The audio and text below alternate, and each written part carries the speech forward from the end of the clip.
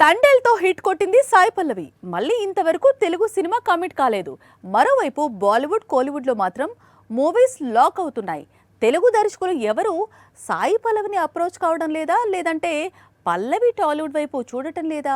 Character నచ్చితే ఏ ఇండస్ట్రీకైనా వెళ్లి నటిస్తుంది సాయి పల్లవి, లేదా ఇంట్లోనే కూర్చుంటుంది. 2022 తర్వాత 3 ఏళ్ల గ్యాప్ అలాగే వచ్చింది. ఆ ఏడాది విరాట పర్వం విడుదల తరువాత మళ్ళీ ఈ ఏడాది ప్రారంభంలో వచ్చిన తండేల్లో కనిపించింది సాయి పల్లవి. ప్రస్తుతం సాయి పల్లవి బాలీవుడ్ లో అతిపెద్ద మూవీలో నటిస్తోంది. అదే రామాయణ.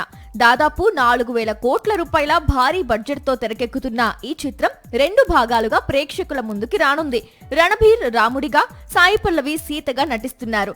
ఇండియన్ సినిమాలోనే బిగ్ బడ్జెట్ మూవీ ఇది.